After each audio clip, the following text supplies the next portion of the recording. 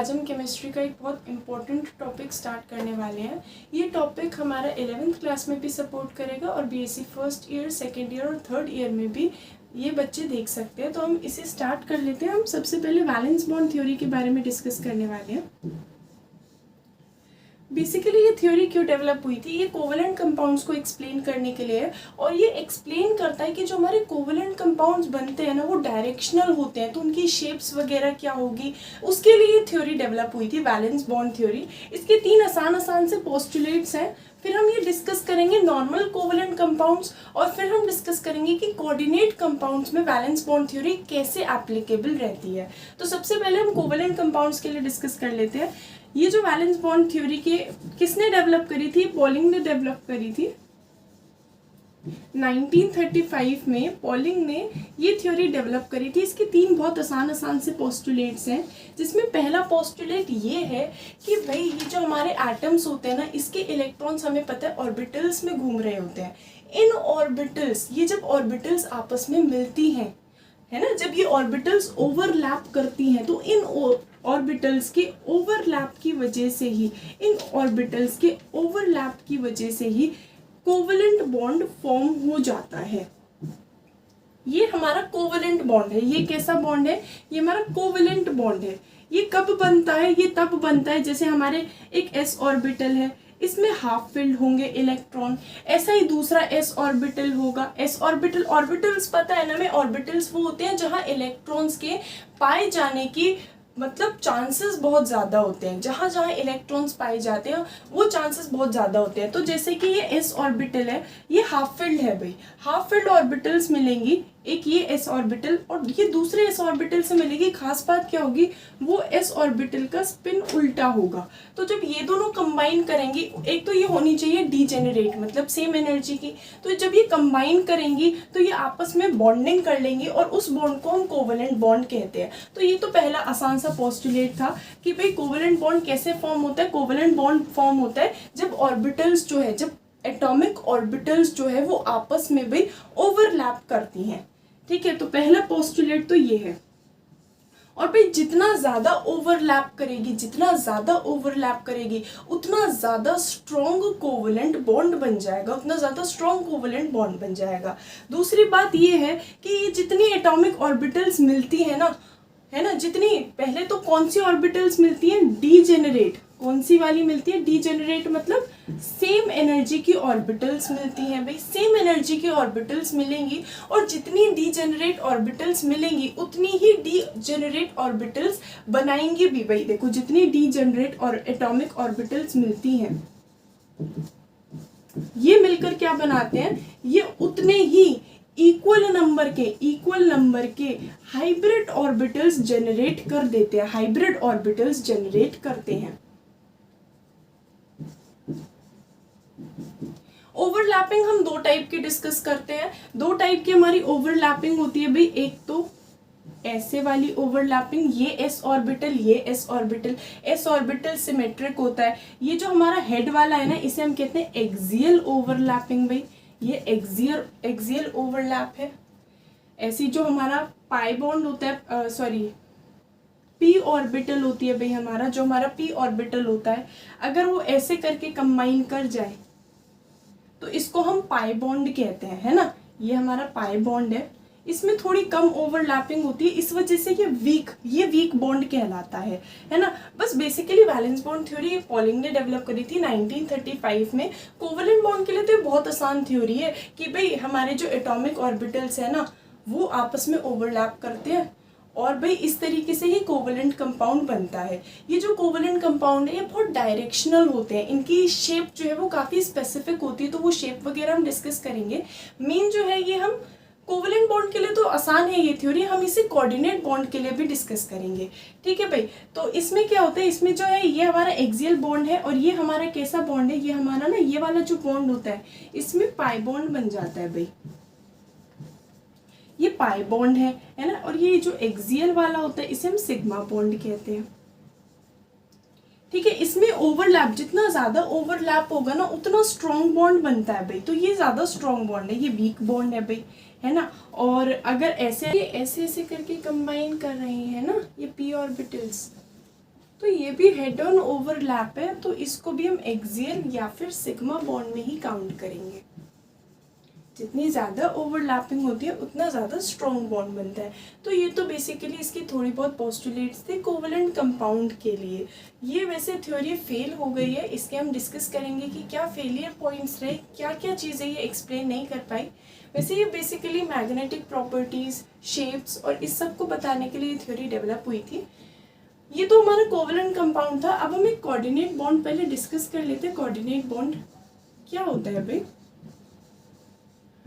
Coordinate bond क्या होता है? कोऑर्डिनेट बॉन्ड क्या होता है भाई? जैसे कि इसमें क्या होता है, देखो कोवलेंट बॉन्ड क्या होता था कि दो चीज़ें जो हैं, दो एटम्स वो आपस में शेयरिंग करते थे और उनके बीच में कोवलेंट बॉन्ड बन जाया करता था। लेकिन अभी हमारा क्या बनेगा? अभी हमारा कोऑर्डिनेट बॉन्ड बनेगा। कोऑर्डिनेट बॉन्ड में क्या होता है? कोऑर्डिनेट बॉन्ड में भी शेयरिंग होती है दो लोगों के बीच में। दो लोगों के बीच में शेयरिंग तो होती है, लेकिन भाई वो शेयरिंग ऐसी होती है कि देने वाला सिर्फ एक ही हो। जैसे कि अगर दो हाइड्रोजन एटम्स जो हैं इनके ऑर्बिटल्स कंबाइन करेंगे तो इसका एक इलेक्ट्रॉन, इसका एक इलेक्ट्रॉन, ये हमारा नॉर्मल कोवलेंट बॉन्ड है।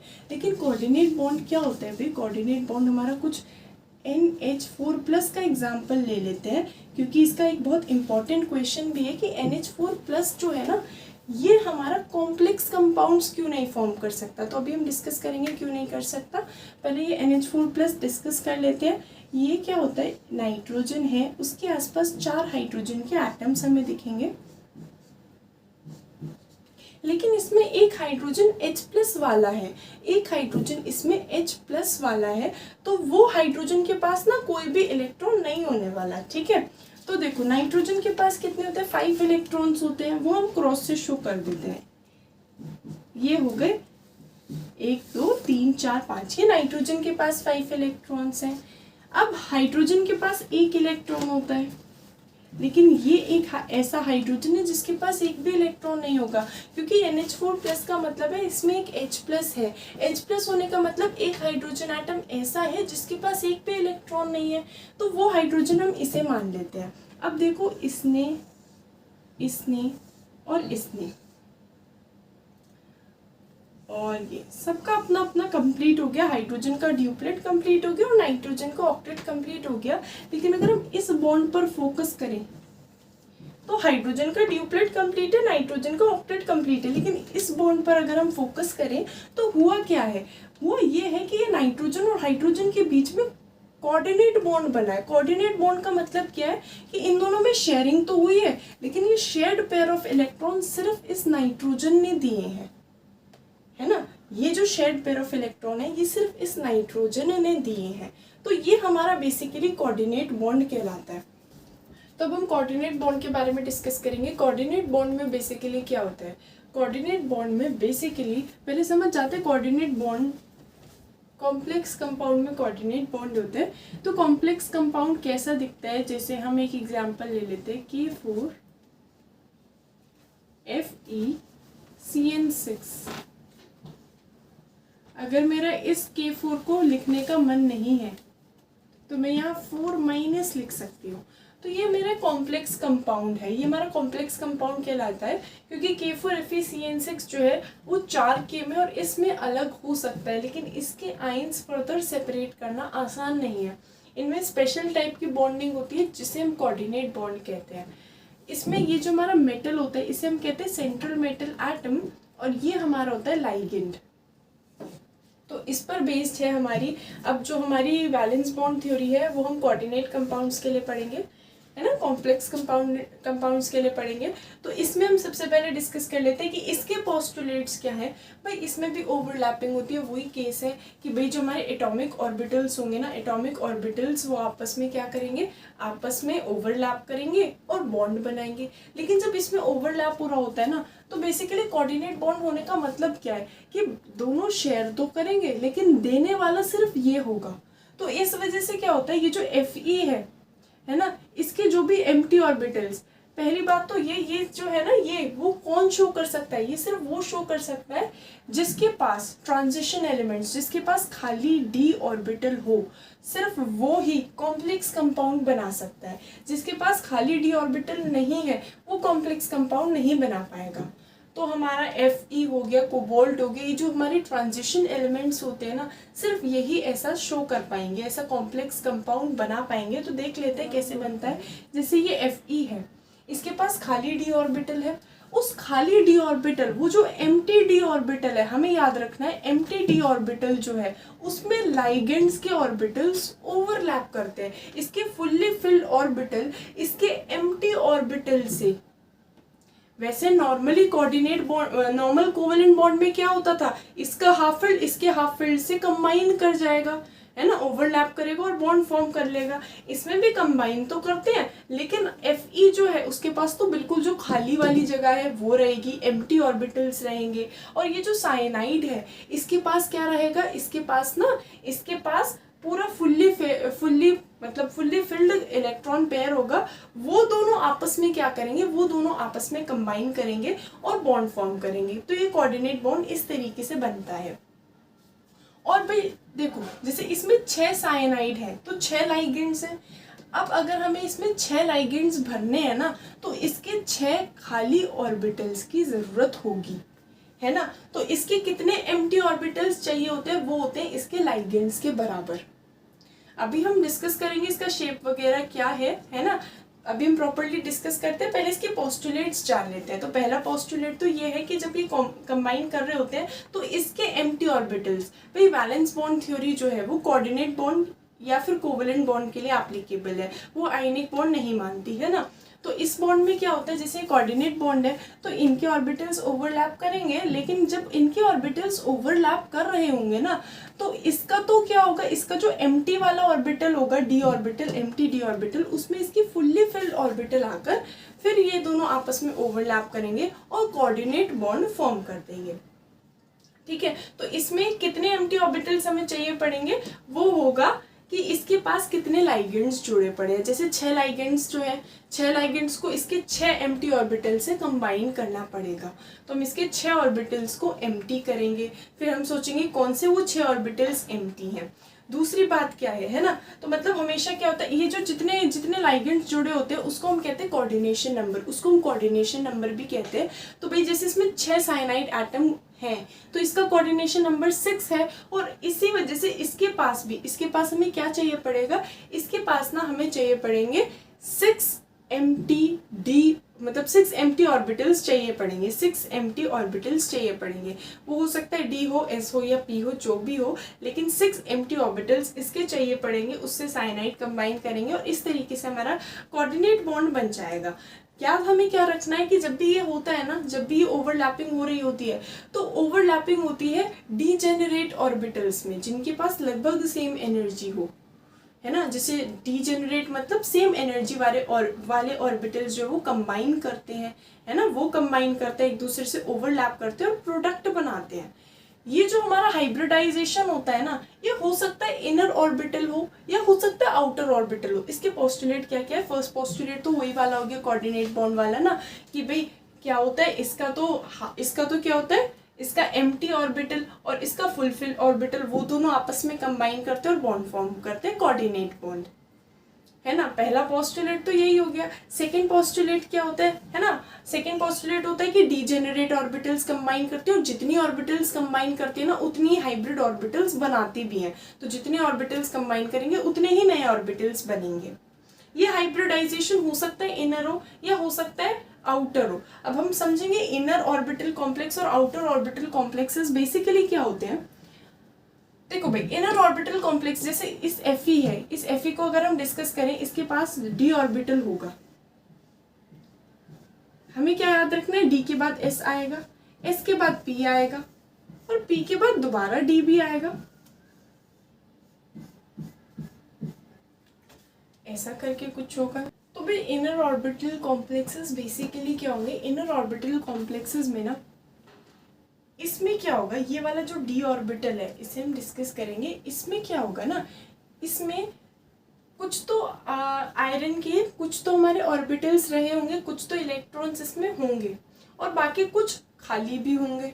तो अगर हम इस अंदर वाले d को यूज करते हैं, भाई देखो भाई, इसके पास d ऑर्बिटल होगा, उसके बाद s होगा, उसके बाद p, उसके बाद दोबारा d भी आएगा, है ना। तो अगर ये अंदर वाले डी को यूज करता है, अंदर वाले डी को यूज करता है तो हम उसे बोल देते हैं इनर ऑर्बिटल कॉम्प्लेक्स। और अगर बाहर वाले डी को यूज करता है तो उसे हम बोल देते हैं आउटर, उसे हम क्या बोलते हैं, आउटर ऑर्बिटल कॉम्प्लेक्स, है ना। अगर अंदर वाला डी, जैसे ये है ना, इसके पास 3D होगा, फिर 4s होगा, फिर 4p होगा, फिर आगे चलकर इसके पास 4D भी होगा भाई।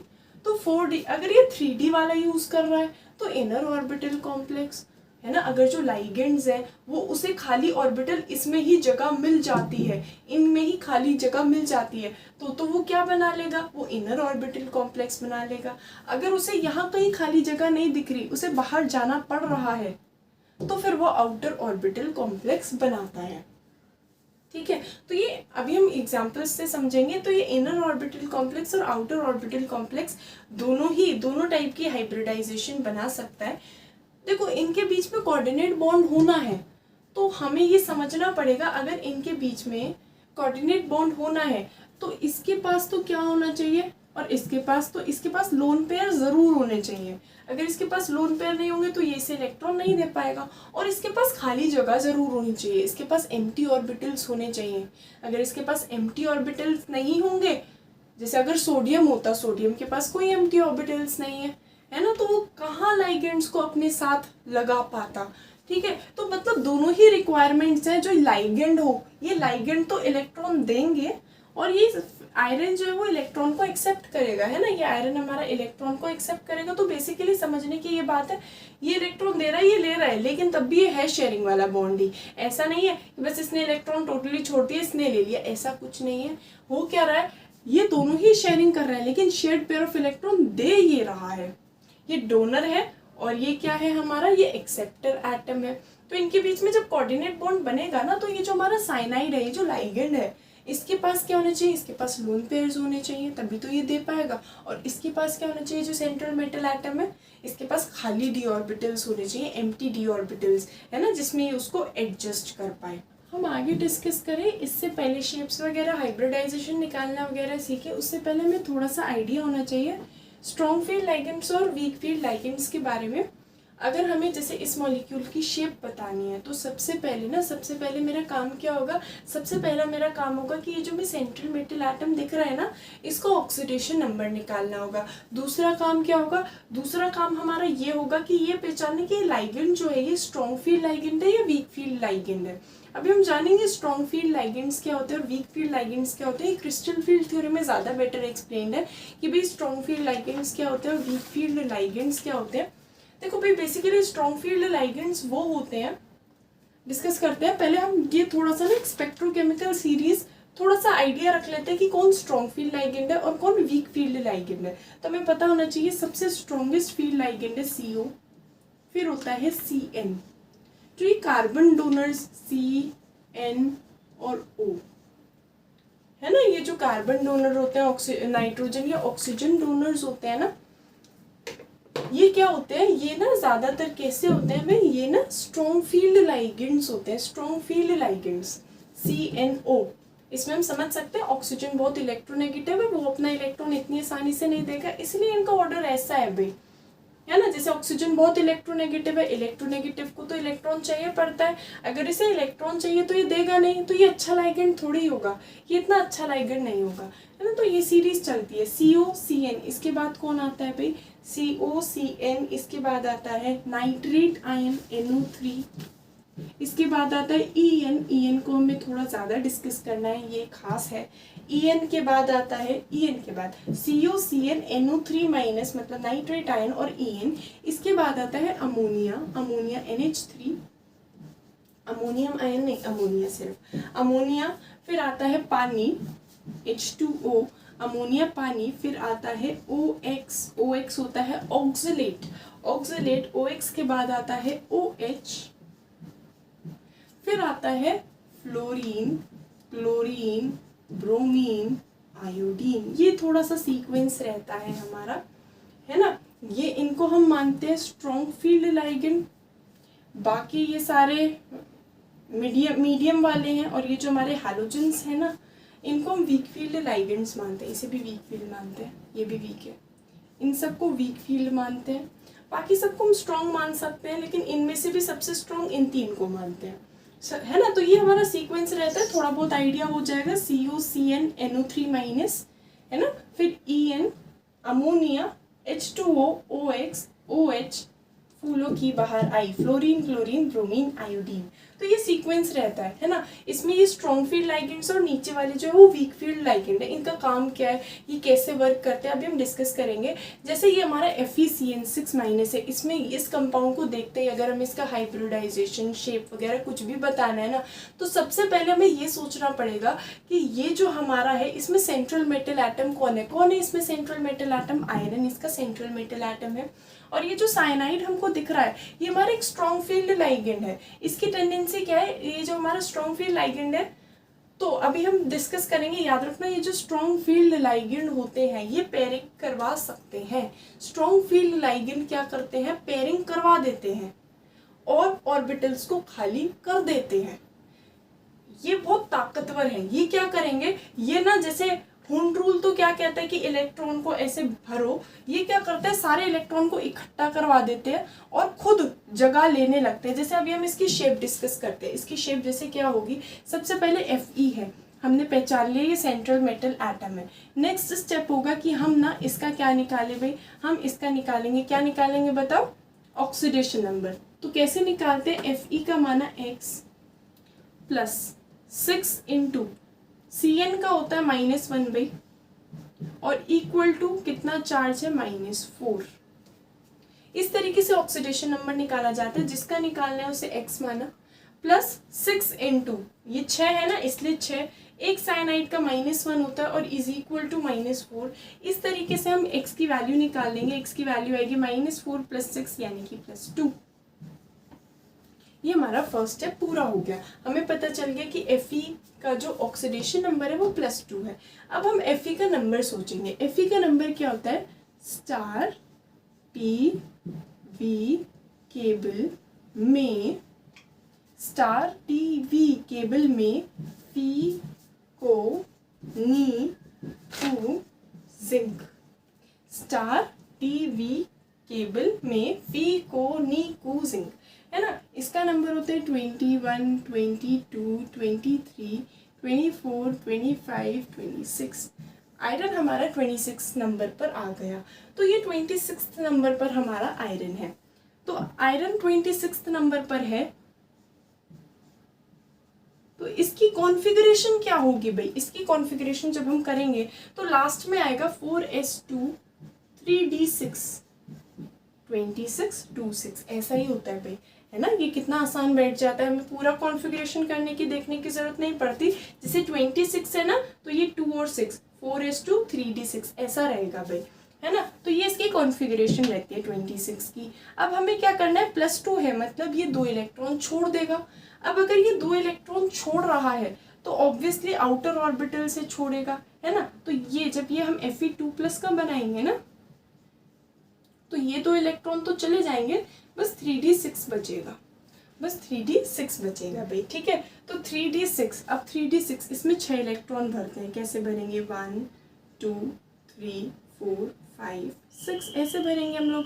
हम तो ऐसे हुंड रूल के हिसाब से पहले सबको एक एक इलेक्ट्रॉन दिया, फिर इसको डबली पेयर कर दिया। अब लेकिन ये साइनाइड क्या है, साइनाइड क्या है, बहुत ही एक स्ट्रॉन्ग फील्ड लाइगेंड है। साइनाइड क्या होता है, बहुत स्ट्रॉन्ग फील्ड लाइगेंड होता है। तो ये क्या करता है, ये ना इन इलेक्ट्रॉन को पेयरिंग करवा देगा, है ना, इनसे जगह खाली करवाएगा। इसे यहाँ एडजस्ट कर देते हैं, इसको यहाँ एडजस्ट कर देते हैं, एडजस्ट करवा लेगा, ठीक है। क्या करेगा, सारे इलेक्ट्रॉन को एडजस्ट करवा लिया इन्हीं ऑर्बिटल्स में, है ना। हुंड रूल खराब हो गया यहीं पर हमारा, है ना, हुंड रूल खराब हो गया। अब क्या होगा, 6 साइनाइड भरने हैं। 6 साइनाइड के पास क्या है, अपनी फुल्ली फिल ऑर्बिटल है जो इसकी एम्प्टी ऑर्बिटल से ओवरलैप करेगी। तो ये 6 साइनाइड है, इसे हम क्रॉस से दिखा देते हैं। पहला साइनाइड, दूसरा साइनाइड, तीसरा, चौथा, पांचवा और छठा। इसका जो हमारा कॉन्फ़िगरेशन, इसका जो हाइब्रिडाइजेशन हो जाएगा वो होगा D2sp3। और हम ये बात समझ सकते हैं, ये जो है D2sp3, तो हमें समझ जाना चाहिए कि इसमें अंदर वाला D यूज़ हो रहा है। और अगर अंदर वाला D यूज़ होता है ना, तो इसे हम इनर ऑर्बिटल कॉम्प्लेक्स कहते हैं। ये हमारा क्या है? ये हमारा एक इनर ऑर्बिटल कॉम्प्लेक्स है। ये हमारा इनर ऑर्बिटल कॉम्प्लेक्स है भाई, ठीक है। ऐसे ही हम कुछ और डिस्कस कर लेते हैं। अगर यहीं पर होता FeCl64-, सेम क्वेश्चन रहता है FeCl64-, लेकिन मुझे पता है क्लोरीन क्या है? एक वीक फील्ड लाइगेंड है। क्लोरीन का तो मुझे पता है एक वीक फील्ड लाइगेंड है, तो वो पेयरिंग नहीं करवा सकता बे, है ना। तो उस केस में क्या होगा? उस केस में हम दोबारा से चलेंगे। उस केस में पता है क्या होगा? आयरन की तो वही कॉन्फ़िगरेशन रहेगी, है ना, Fe2+ ही आएगा। 2+ आ गया भाई। इस केस में भी तो Cl का भी -1 होता है। देखो x + 6 × -1 = -4। FeCl6 का तो हम डिस्कस कर चुके हैं, D2sp3। अब जैसे हम डिस्कस कर रहे हैं FeCl64-, तो इसमें क्या है? क्लोरीन बस एक वीक फील्ड लाइगेंड है, बाकी स्ट्रक्चर वगैरह सेम है, तो इसमें भी Fe2+ ही आएगा। Fe2+ की कॉन्फ़िगरेशन 3d6 ही रहेगी। लेकिन 3d6 कैसा रहेगा? पहला इलेक्ट्रॉन भाई इसमें आ जाएगा, दूसरा इसमें, तीसरा इसमें, चौथा इसमें, पांचवा इसमें और छठा इसमें। ऐसा ही कुछ रहेगा भाई हमारा, है ना। तो ये हो गया, ठीक है भाई। ये क्लोरीन एक वीक फील्ड लाइगेंड है, तो इनका वो तो करवा नहीं पाएगा, पेयरिंग वेयरिंग नहीं करवा पाएगा। उसमें इतनी ताकत ही नहीं है कि इन सबको जोड़ दे, इलेक्ट्रॉन को कह के नहीं भाई तुम उधर चले जाओ, मैं यहाँ पर आऊँगा। इसमें इतनी ताकत नहीं है। तो इस वजह से क्या होगा भाई? इसकी वजह से यहाँ तो कोई खाली जगह नहीं मिलेगी, क्योंकि क्लोरीन के पास तो, क्लोरीन एक लाइगेंड है, वो तो पूरा फुलफिल्ड है। तो क्लोरीन को कहाँ जगह मिलेगी? यहाँ तो कहीं जगह नहीं मिल रही, चाहे ये आधे फिल्ड है। ऐसा नहीं कि आधी जगह ही फिल हो जाए, क्योंकि ये तो पूरे पूरे भरे हुए हैं ना। अब तो ये तो फुलफिल्ड होते हैं, तो ये कहाँ से आना शुरू करेंगे? ये एस से आना शुरू करेंगे भाई। तो पहला क्लोरीन, दूसरा, तीसरा, चौथा, फिर पांचवा इसमें आएगा, छठा इसमें आएगा। तो इस बार जो कॉन्फ़िगरेशन होगा वो होगा sp3d2। इस बार जो हमारा कॉन्फ़िगरेशन होने वाला है ना, वो हो जाएगा sp3d2। तो ये हमारा, इसमें बड़ा वाला D यूज़ हो रहा है, बाहर वाला D यूज़ हो रहा है, तो इसलिए हम इसे आउटर ऑर्बिटल कॉम्प्लेक्स कहते हैं। इसे हम इसलिए ही आउटर ऑर्बिटल कॉम्प्लेक्स कहते हैं। जैसे और एग्जांपल्स को हम डिस्कस करते हैं, डिस्कस करेंगे। एक तो हम डिस्कस करेंगे भाई NiCO4,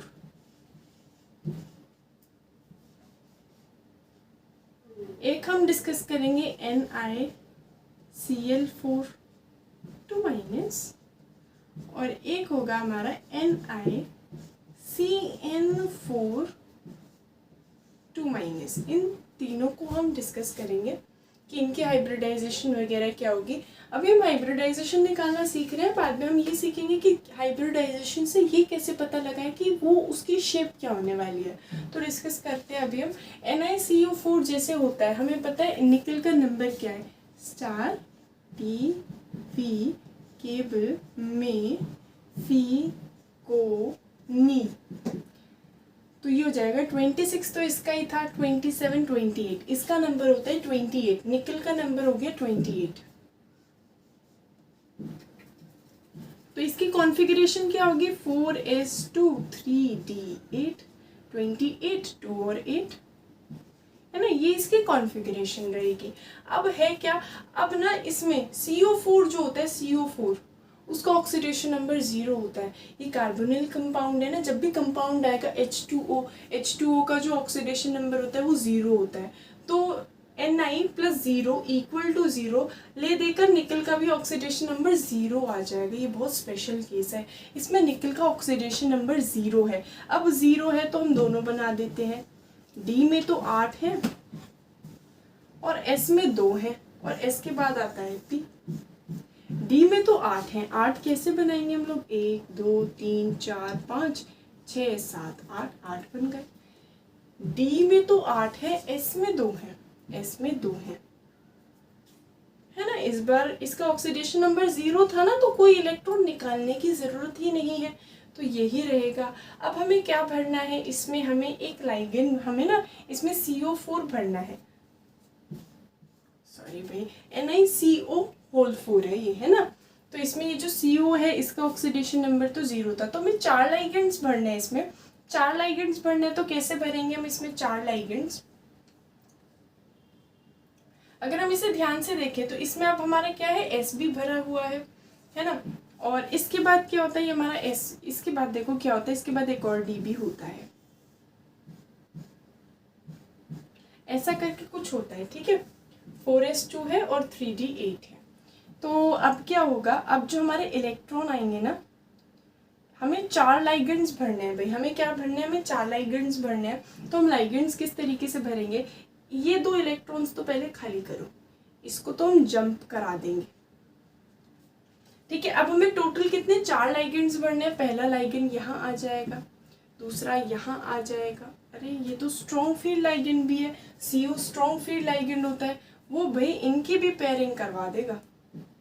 इन दोनों की पेयरिंग जब होगी तो बताओ क्या होगा, यहाँ एडजस्ट हो जाएगा। स्ट्रॉन्ग फील्ड लाइगेंड है तो ये वाले इलेक्ट्रॉन यहाँ डाल दिए, इनको एडजस्ट करवा दिया, डी को खाली करवा दिया किसी तरह। जब स्ट्रॉन्ग फील्ड लाइगेंड होते हैं ना, जो स्ट्रॉन्ग फील्ड लाइगेंड होते हैं वो क्या करते हैं, वो ना एडजस्ट करवा लेते हैं, अपनी पोजीशन कहीं ना कहीं इस वाली डी में ढूंढ लेते हैं। और जब वो इस वाली डी में अपनी पोजीशन ढूंढ लेते हैं जो स्ट्रॉन्ग फील्ड लाइगेंड्स हैं, तो वो ये क्या, ये वाला डी अगर यूज होता है तो हम इसे कहते हैं इनर ऑर्बिटल कॉम्प्लेक्स। तो हम ऐसा कह सकते हैं जो हमारे स्ट्रॉन्ग फील्ड लाइगेंड्स है ना, स्ट्रॉन्ग फील्ड लाइगेंड्स वो क्या करते हैं, एडजस्ट वगैरह करवा कर ये ऑर्बिटल खाली करवा देते हैं। और जब खाली करवा देते हैं ना, तो फिर ये हमारा फिर इनर ऑर्बिटल कॉम्प्लेक्स बनने लगता है। तो अब जैसे हमें 4 CO भरने हैं, तो पहला CO इसमें आएगा, दूसरा इसमें, 1 2 3 4।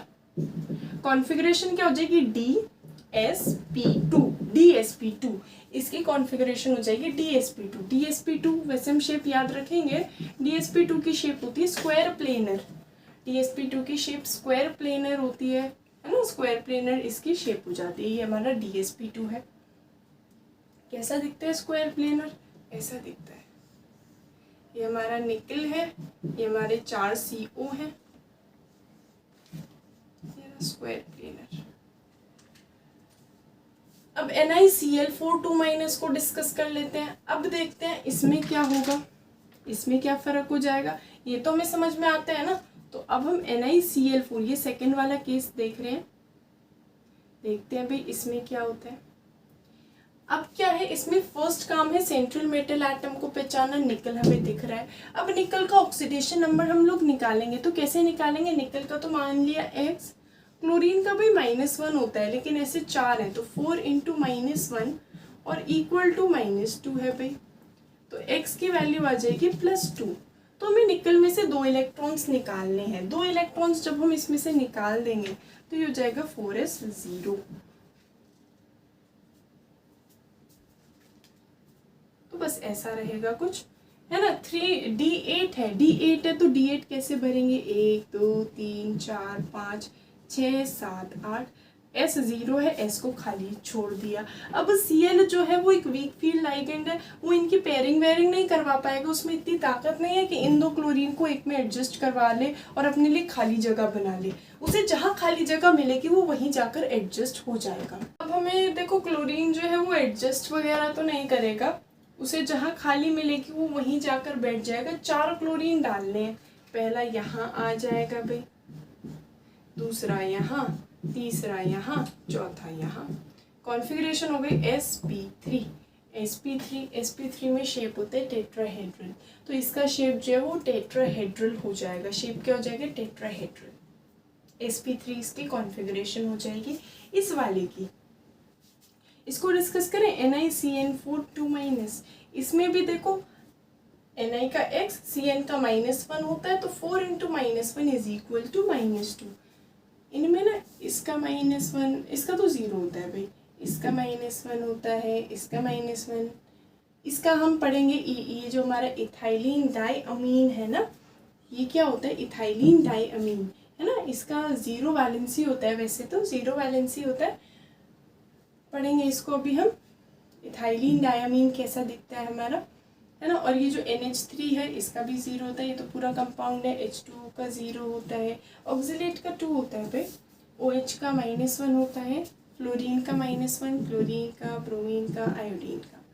ये सब वैलेंसीज हम इनके लाइगेंड्स की याद कर लेते हैं। जैसे ये था तो Ni का x माना 4 × -1 इज इक्वल टू -2, तो फिर से x इज इक्वल टू +2 ही निकलेगा। अब x तो +2 निकल गया, ठीक है, इसको हम खाली कर देते हैं। हम लास्ट वाला ये वाला डिस्कस कर रहे हैं, एक बार इसकी भी शेप देख लेते हैं क्या होगा। आप देखो ये सब खाली कर दिया हमने, चलो जी अब क्या है, बस D8 है, तो D8 में 1 2 3 4 5 6 7 8, लेकिन ये Cn है भाई। Cn क्या कराता है, Cn पेयरिंग करवा देता है, तो वो इस इलेक्ट्रॉन को इसके साथ पेयर करवा देगा, करवा दी पेयरिंग। अब हमें 4 साइनाइड भरने हैं, 4 साइनाइड में से पहला साइनाइड यहाँ आएगा, दूसरा यहाँ आएगा, तीसरा यहाँ आएगा, चौथा यहाँ आएगा। क्या कॉन्फ़िगरेशन हो जाएगी भाई, इसकी कॉन्फ़िगरेशन हो जाएगी TsP2। इसकी जो कॉन्फ़िगरेशन हो जाएगी वो हमारी हो जाएगी TsP2। DsP2 इसकी कॉन्फ़िगरेशन, और इसकी शेप हो जाएगी स्क्वायर प्लेनर। इसकी जो शेप हो जाएगी वो हमारे लिए स्क्वायर प्लेनर होगी, ठीक है भाई। ऐसे ही और चीज़ें हम डिस्कस कर लेते हैं, ऐसे ही कुछ और स्ट्रक्चर्स डिस्कस कर लेते हैं। एक हम डिस्कस करेंगे CONH3 6। CONH3 6 को हम डिस्कस करेंगे। सबसे पहला काम क्या होता है, सेंट्रल मेटल एटम पहचानना, कोबाल्ट दिख रहा है, फिर लाइगेंड पहचानना NH3, लाइगेंड की वैलेंसी पता होनी चाहिए, वो 0 है, तो इसका निकाल लेते हैं। कोबाल्ट का x माना 6 × 0 = 3, तो x की वैल्यू 3 आ जाएगी। x की वैल्यू तो 3 आ गई हमारे पास, है ना। तो सबसे पहले कोबाल्ट का नंबर क्या होता है, 27। कोबाल्ट का नंबर होता है 27, तो कॉन्फ़िगरेशन होगी 4s2 3d7 + 3, मतलब 3 इलेक्ट्रॉन निकालने हैं। 3 इलेक्ट्रॉन कहाँ से निकालेंगे, 2 तो यहाँ से निकालेंगे, 1 यहाँ से निकालेंगे, तो क्या बचेगा, 3d6 बचेगा। CO3+ में क्या बचेगा, 3d6 बचेगा। इसे ड्रॉ कर लेते हैं, 1 2 3 4 और ये P। इन सब में तो कुछ है ही नहीं, D में 6 है, 1 2 3 4 5 और 6। अभी देखो हमें 6 NH3 भरने हैं, और NH3 हमें स्ट्रॉन्ग लाइगेंड ही दिखेगा, तो स्ट्रॉन्ग लाइगेंड क्या कराएगा बताओ, जो हमारा स्ट्रॉन्ग लाइगेंड है फिर वो तो पेयरिंग करवा देगा। अब पेयरिंग करवाएगा तो कैसे एडजस्ट कर देगा, इन दोनों को इन दोनों में एडजस्ट कर देगा। अब हमें क्या भरने हैं, 6 अमोनिया भरने हैं, एक यहाँ आएगा, दूसरा यहाँ, तीसरा यहाँ, चौथा यहाँ, पांचवा यहाँ, छठा यहाँ, ये जाएगा D2sp3। इसकी जो हमारी हाइब्रिडाइजेशन बैठनी है वो होगी D2sp3। समझ सकते हैं D2sp3 है तो बताओ क्या है। अगर D2sp3 है तो भाई ये हमारा जो है ना, ये इनर ऑर्बिटल कॉम्प्लेक्स है, ये इनर ऑर्बिटल कॉम्प्लेक्स है, सारे इलेक्ट्रॉन डबल डबल है, ऐसे में हम कहते हैं डायमैग्नेटिक। ये हमारा डायमैग्नेटिक है, ये हमारा क्या है, डायमैग्नेटिक है। भाई डायमैग्नेटिक पैरामैग्नेटिक में क्या फ़र्क होता है, ये मैग्नेटिक प्रॉपर्टी भी तो बता सकती है वैलेंस बॉन्ड थ्योरी। अभी हम देखेंगे जितने भी अनपेयर्ड इलेक्ट्रॉन होते हैं ना, बस एक छोटा सा फॉर्मूला होता है, क्या फॉर्मूला होता है, n+2। जितने भी अनपेयर्ड, अब इसमें तो एक भी अनपेयर्ड नहीं दिख रहा है, तो 0 है ना, तो इसका मैग्नेटिक नेचर 0 है। ये डायमैग्नेटिक, ये मटेरियल हमारा डायमैग्नेटिक है। ये कैसा होता है, ये ना हमारा डायमैग्नेटिक मटेरियल होता है। और ऐसे ही हम स्पिन मल्टीप्लिसिटी भी निकाल सकते हैं, वैसे उसका फॉर्मूला होता है 2s+1, वो भी अनपेयर्ड इलेक्ट्रॉन्स के थ्रू निकलता है। इसमें तो अनपेयर्ड इलेक्ट्रॉन है ही नहीं, तो s0, तो इसकी स्पिन मल्टीप्लिसिटी सिर्फ 1 निकलेगी। ये जो S है ये क्या शो करता है, जैसे अगर मेरे को 5 अनपेयर्ड इलेक्ट्रॉन्स मिल जाए, 5 अनपेयर्ड इलेक्ट्रॉन्स हो गए, तो S क्या होगा, S हो जाएगा 1/2 + 1/2 + 1/2। हमें पता है ना अनपेयर्ड की एक ही स्पिन होती है, अनपेयर्ड की जैसे अनपेयर्ड इलेक्ट्रॉन मिलेंगे और उनकी स्पिन हाफ होती है, +½ -½ तो जो भी अनपेयर्ड होते हैं ना वो सारे ऊपर की तरफ होते हैं, तो +½ ऐसे करते चले जाएंगे, तो S की वैल्यू निकल जाएगी 5/2। वो इसमें रख देंगे तो हमारी स्पिन मल्टीप्लिसिटी निकल जाती है। तो स्पिन मल्टीप्लिसिटी भी हम निकाल सकते हैं इसके थ्रू। अब जैसे अगर हमें कोई वीक फील्ड लाइगेंड फ्लोरीन ले लिया, तो इस केस में क्या होगा भाई, फ्लोरीन का जो नंबर होता है -1, कैलकुलेशन में क्या आ जाएगा, और इक्वल्स टू में -3 है तो ये +3 ही आ जाएगा। जब कैलकुलेशन करेंगे तो CO का X जो है ऑक्सीडेशन नंबर वो 3 आ जाएगा। तो कॉन्फ़िगरेशन हुई थी 4:3d7, 3 इलेक्ट्रॉन निकाले, 2 इसके 1 इसके, तो 3d6 हो गया। अब बस है क्या, ये वीक फील्ड लाइगेंड है ना, तो बस ये चेंज हो जाएगा। वीक फील्ड लाइगेंड है तो 6 है, जैसे 6 कैसे बनेंगे, 1 2 है ना, 6 हम कैसे बनाएंगे भाई, 3 4 5 और 6, ठीक है, ऐसे हम 6 इलेक्ट्रॉन्स बना देंगे। अभी क्या होगा, ये 6 इलेक्ट्रॉन्स तो हो गए, तो ये तो फुलफिल हो गया। अब फ्लोरीन में इतनी ताकत नहीं है कि इनकी पेयरिंग करवाए और इनमें किसी को खाली करवा पाए। तो अब फ्लोरीन की जो ऑर्बिटल्स है 6, वो पहला इसमें, दूसरा, तीसरा, चौथा, 4 तो चले गए लेकिन 6 भरने थे। तो आउटर डी को कब यूज करेंगे हम, आउटर डी होता है इसके बाद, आउटर डी में 5 वही ऑर्बिटल्स होती हैं।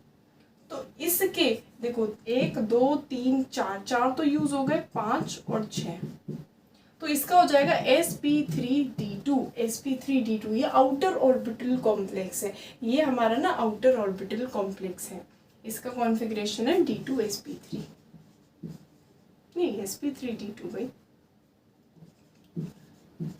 और अनपेयर्ड इलेक्ट्रॉन्स हमें दिख पा रहे हैं, इस वजह से ये पैरामैग्नेटिक है। जितने अनपेयर्ड इलेक्ट्रॉन्स दिखेंगे ना, जैसे जितने भी अनपेयर्ड इलेक्ट्रॉन्स दिखेंगे, हम बस फॉर्मूला लगा देंगे n+2 का रूट, उस तरीके से हमारा क्या निकल जाता है, मैग्नेटिक मोमेंट निकलता है।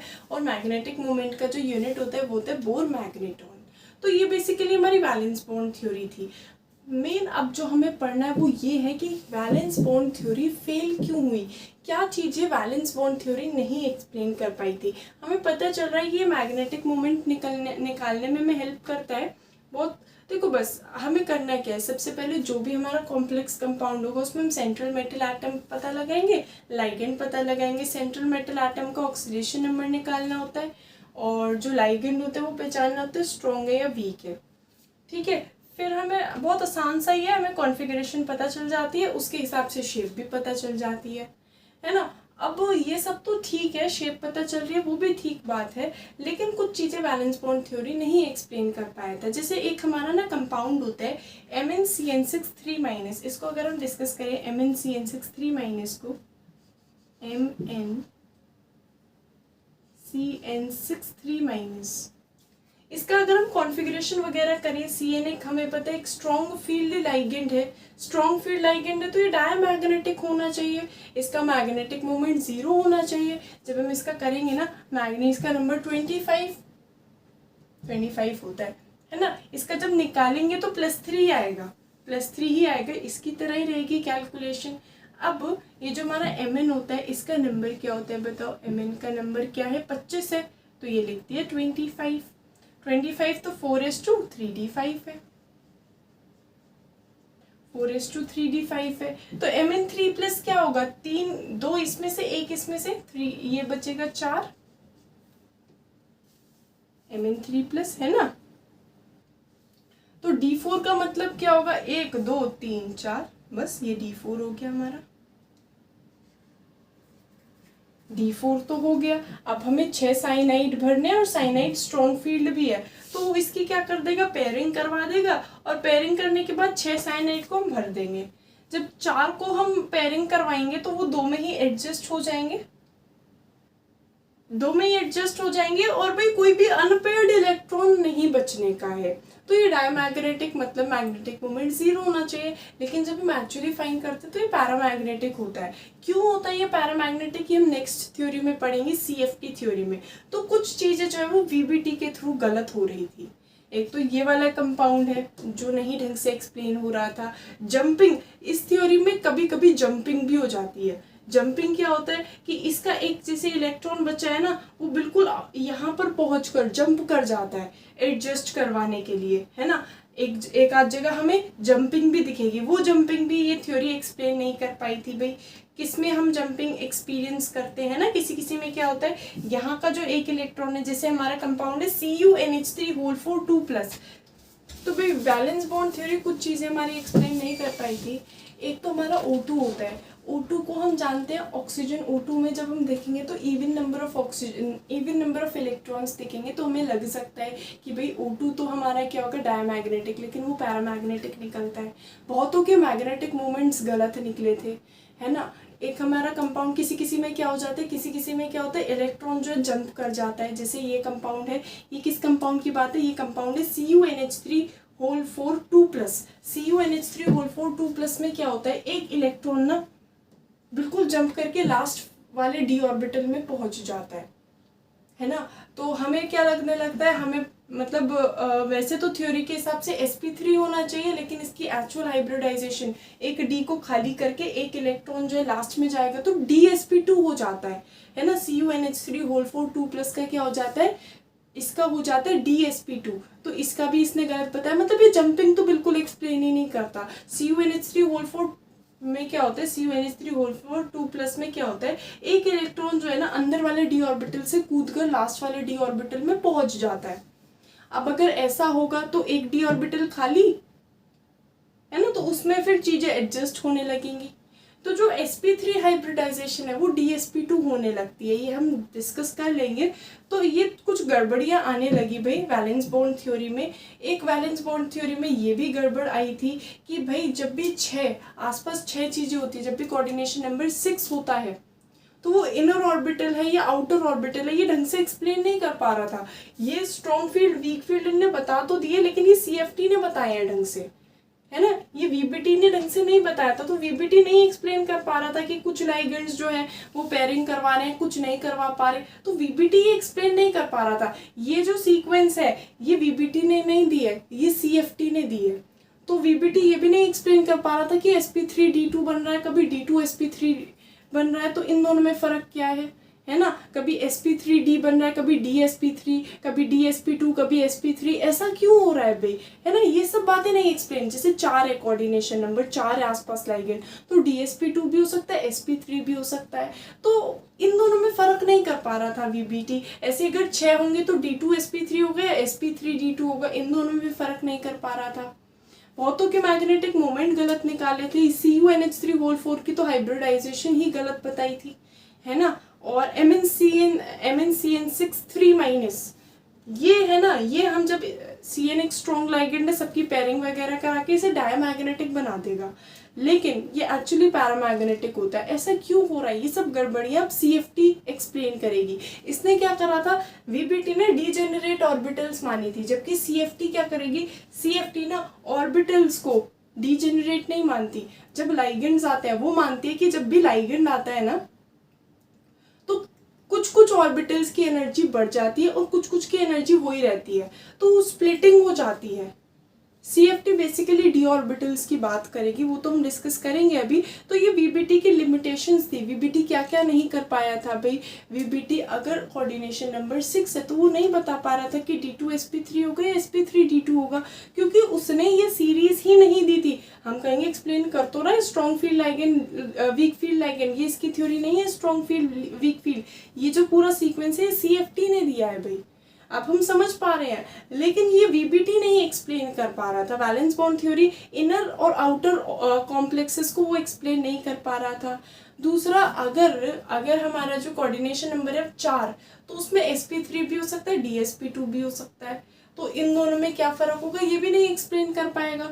sp3 कब होगा, sp3 एक तरीके से आउटर वाला हो गया, और dsp2 क्या अंदर का एक d यूज हो रहा है, वो कब हुआ होगा, जब एक स्ट्रॉन्ग फील्ड लाइगेंड होगा, है ना। तो जब ये स्ट्रॉन्ग वीक को डिफाइन ही नहीं कर पा रहा तो फिर तो ये sp3 और dsp2 में फर्क भी नहीं कर पाएगा।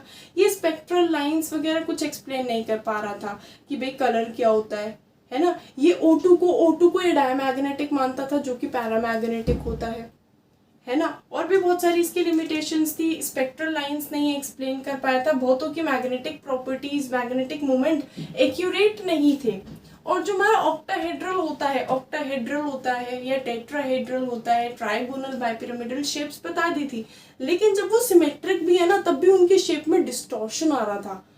जो जॉन टेलर एक्सप्लेन करेगा कि वो डिस्टॉर्शन क्यों होता है, शेप जो है वो बिल्कुल प्रॉपर ऑक्टाहेड्रल नहीं होगी, वो इधर उधर हिल जाएगी, तो वो जॉन टेलर एक्सप्लेन करेगा। तो वो भी ये एक्सप्लेन नहीं कर पाया था वीबीटी कि भाई ये जो हमारे सिमेट्रिक मॉलिक्यूल्स हैं इनमें शेप में डिस्टॉर्शन क्यों आ रहा है, प्रॉपर शेप क्यों नहीं आ पा रही, हिल डुल क्यों रही है शेप, है ना, जैसी होनी चाहिए उससे थोड़ी अलग क्यों आ रही है, ये एक्सप्लेन नहीं कर पाया था। ये ना कॉम्प्लेक्स कंपाउंड की स्टेबिलिटी के बारे में कुछ भी नहीं बात करता।